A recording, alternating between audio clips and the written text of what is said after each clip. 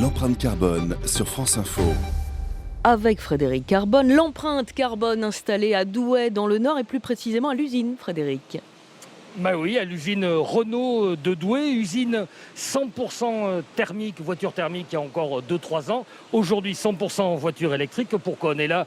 Évidemment parce que c'est un des sujets majeurs de la planification écologique tel que Emmanuel Macron a donné la feuille de route hier. La question des transports, on peut la poser en deux termes qui valent ce qui valent, mais comment passer au tout électrique et comment aussi parfois se passer de voiture, parce que oui, on sait qu'il faut aussi privilégier d'autres modes de déplacement. Étienne Monin, bien entendu, notre spécialiste environnement, m'accompagne. Étienne, peut-être posons d'abord l'enjeu. Le transport, c'est à peu près 30% des émissions de gaz à effet de serre, c'est de cet ordre-là? Oui, et c'est le point dur, c'est-à-dire qu'on n'arrive pas à les réduire. Donc il faut trouver une solution assez radicale. Le gouvernement a misé sur la voiture électrique, c'est-à-dire qu'en France, on adore la bagnole, donc on garde la bagnole. On va peut-être la limiter par certaines mesures, mais surtout, on va profiter de cette écologie pour garantir la souveraineté. Donc, on va produire des voitures électriques. Et puis, on va aider les gens à essayer d'acheter les voitures électriques qui coûtent très cher.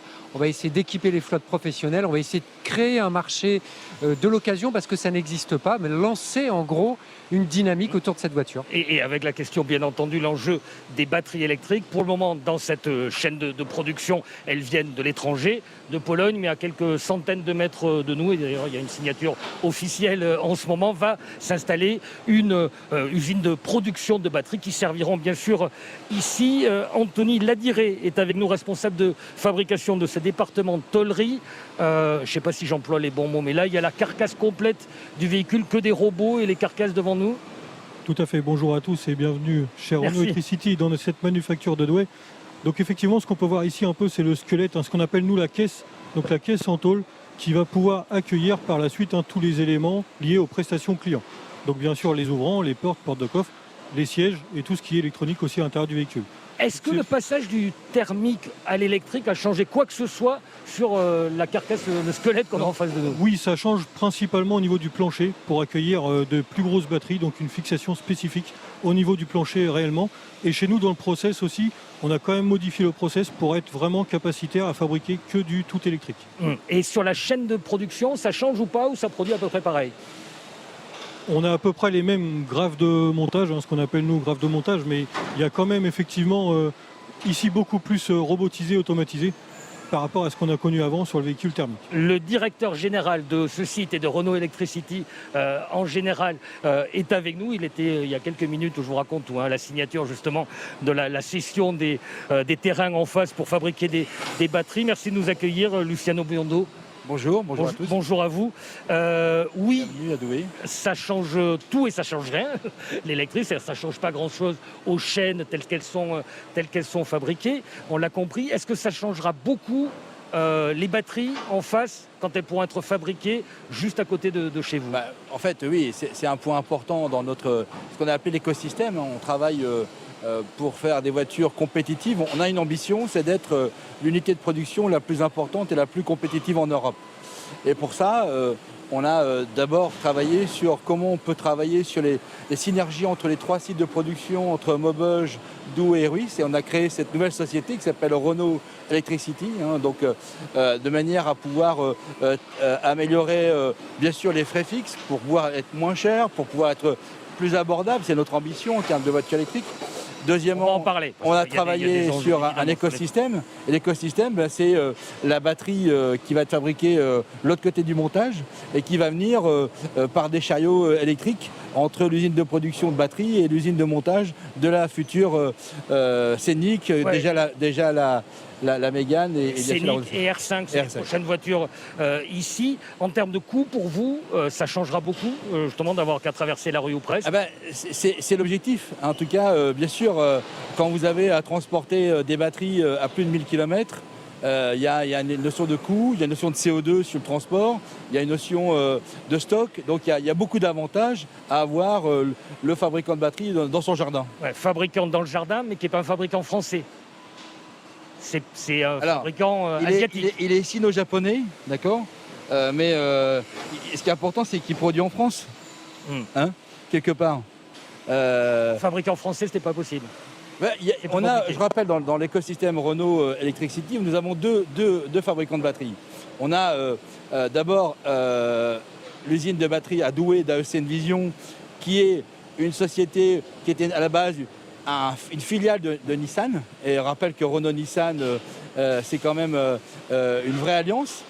Et deuxièmement, on a à Dunkerque, on va démarrer la construction d'une deuxième usine de batterie, Vercors, dont Renault a été au départ dans ce projet et soutient ce projet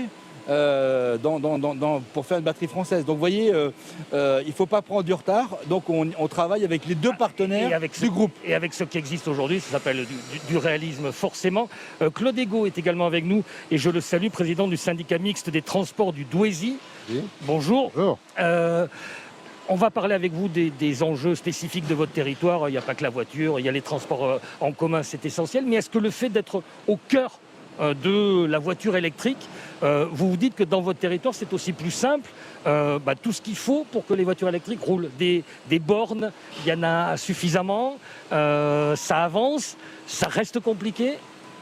Les bornes, effectivement, on a commencé à en installer il y a quelques années. C'est un peu la poule et l'œuf. On a voulu d'abord mettre des bornes pour que les gens puissent avoir des voitures électriques. Maintenant, ça va être le boom des voitures électriques, ça on le sait, c'est très bien. Et donc on va continuer bien sûr à développer l'ensemble des bornes sur l'ensemble de notre territoire. Vous arrivez à aller au même rythme que la production Après, c'est la demande, elle n'est pas forcément là. Oui, là j'ai du mal à me positionner là-dessus. Nous, on équipe régulièrement de bornes. Les entreprises elles-mêmes s'équipent de bornes ou les collectivités à l'intérieur même de leurs établissements. Donc je pense que non, ce ne sera pas un souci. On a des équipementiers, on a tout ce qu'il faut pour pouvoir suivre effectivement l'évolution de véhicules électriques. Allez, on se retrouve dans cet atelier de tôlerie de l'usine Renault de Douai, 100% électrique. Vous l'avez compris, après un passage par le fil info et Mélanie Delaunay à 12h40. Près de 400 personnes à la recherche de Lina, des chiens, un hélicoptère aussi, nouvelle battue ce matin dans le Bas-Rhin pour tenter de retrouver cette adolescente de 15 ans dont la disparition inquiète. Elle est partie samedi à pied pour aller prendre un train. Les conditions d'obtention des crédits immobiliers au cœur d'une réunion aujourd'hui avec la hausse des taux. Il y a de moins en moins de prêts accordés. Jusqu'ici, la Banque de France défend le maintien des critères, près de 25 ans maximum. Des mensualités qui ne dépassent pas 35% des revenus avec des dérogations possibles pour un dossier sur 5. On ne peut pas exclure les extrêmes de nos institutions, message d'Elisabeth Borne aux députés de la majorité. Certains élus remettent en cause les 2 vice-présidences de l'Assemblée attribuées au Rassemblement national. Quel calendrier, quelle modalité pour le départ des 1500 soldats français basés au Niger? Emmanuel Macron a annoncé qu'il partirait avant la fin de l'année. Les militaires qui ont pris le pouvoir lors du coup d'État fin août au Niger disent aujourd'hui souhaiter un cadre négocié pour ce départ des soldats français. Le ton menaçant du Kremlin en réponse à l'arrivée de chars américains Abrams en Ukraine. Ces chars brûleront aussi, assure la Russie, et ils ne changeront pas le rapport de force. Pendant la nuit, de nouvelles attaques de drones ont eu lieu dans le sud de l'Ukraine. France Info. L'empreinte carbone. Installer aujourd'hui cette empreinte au cœur de l'usine électrique Renault de Douai, fabrication déjà d'un véhicule Mégane, bientôt Scénic et Renault 5. Tiens, d'ailleurs, curiosité, Luciano Biondo, le directeur général de Renault Electricity, pourquoi on commence par des grosses voitures ? Pour l'environnement, c'est pas mal des petites aussi. En fait, c'est l'histoire de notre projet Renaulution. Il y avait un projet qui était démarré, c'était la remplaçante de la nouvelle Mégane. Et puis notre CEO, Luca Di Meo, a développé une gamme auto-électrique avec Scénic, Renault 4, Renault 5. Donc c'est l'histoire du développement de Renaulution et de la voiture de la station entreprise. On part du gros et on arrive au petit. Voilà, mais pour faire beaucoup de volume sur le petit.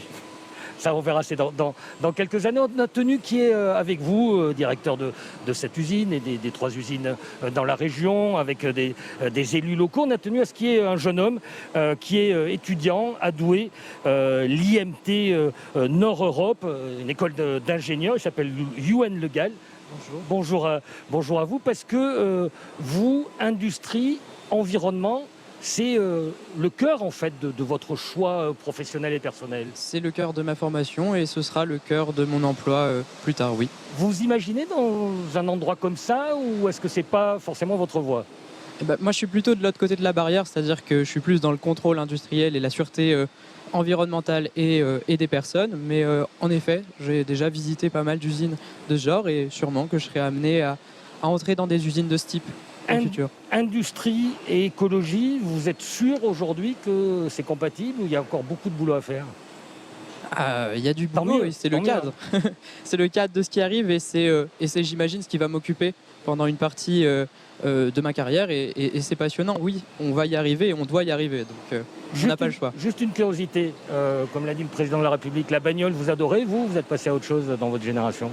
Je pense que par moyen, beaucoup des ingénieurs et des élèves ingénieurs aujourd'hui prennent le train pour se déplacer.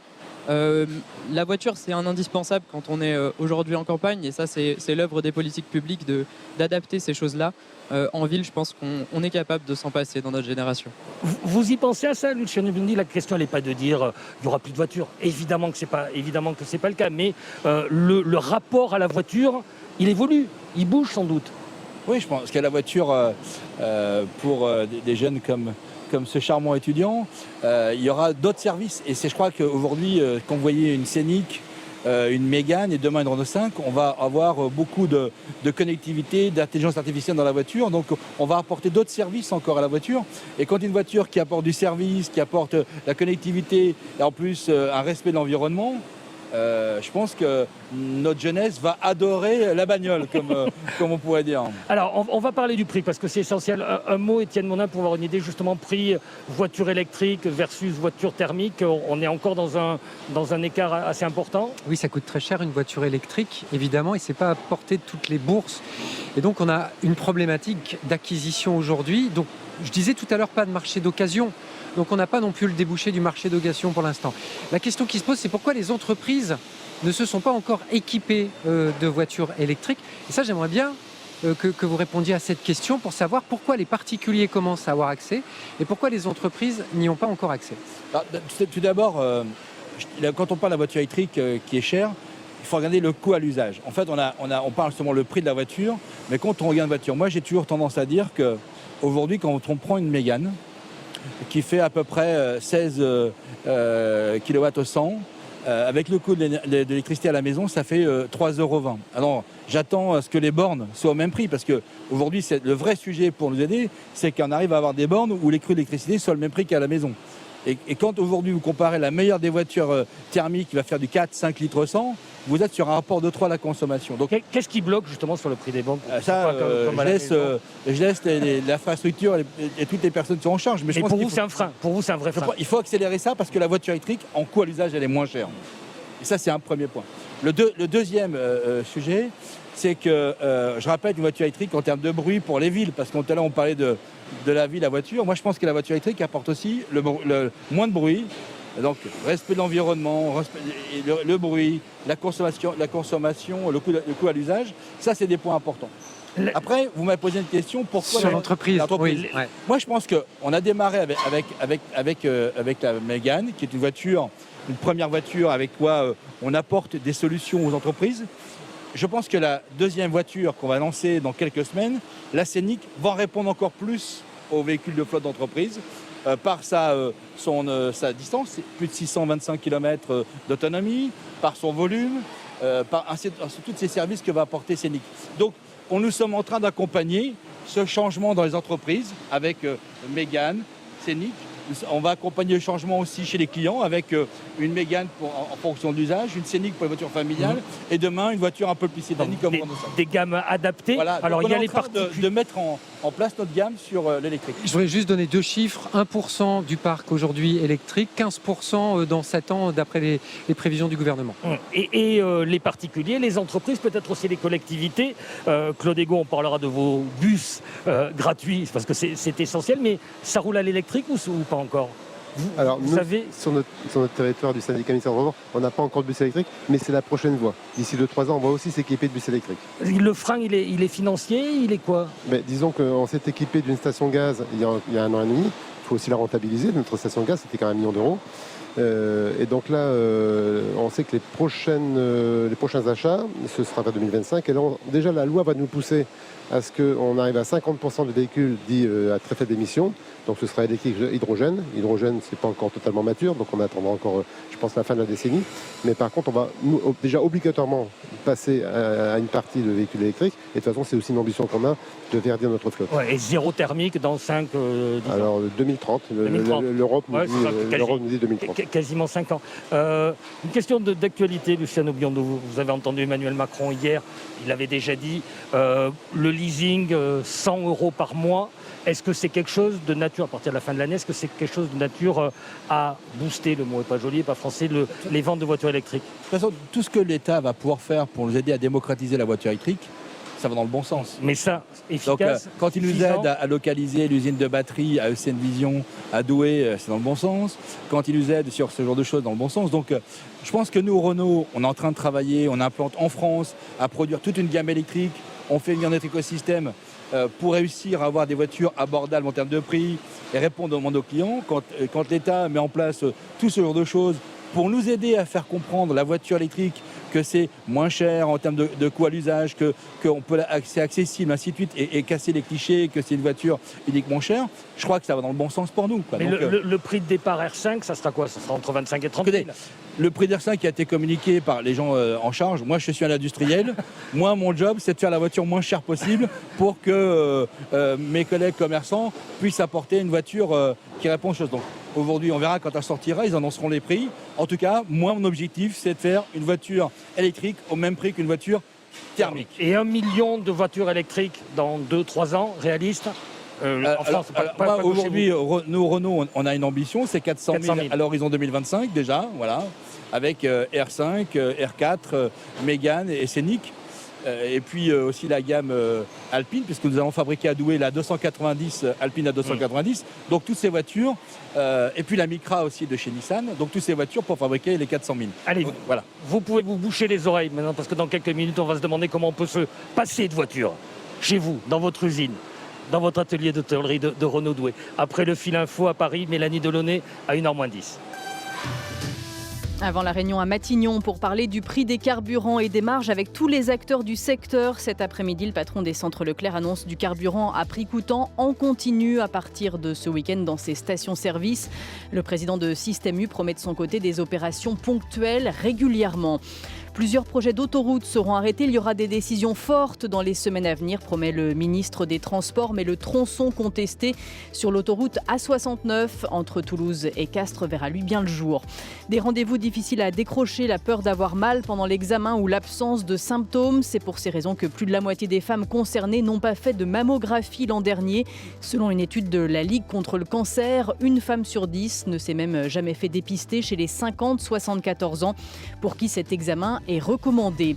Une femme de 24 ans retrouvée morte ce matin sur une plage de Sangatte dans le Pas-de-Calais, une migrante de nationalité érythréenne. De nombreuses tentatives de traversée de la Manche ont eu lieu pendant la nuit. 18 personnes arrêtées dans l'enquête sur l'incendie qui a complètement détruit la mairie de Persan dans le Val d'Oise et le poste de police voisin lors des émeutes qui ont suivi la mort de Naël fin juin. Et puis l'exode se poursuit au Haut-Karabakh. Plus de 13 000 personnes ont rejoint l'Arménie depuis l'offensive militaire de l'Azerbaïdjan pour reprendre le contrôle de ce territoire, et cela malgré les garanties promises aux habitants. France Info. L'empreinte carbone.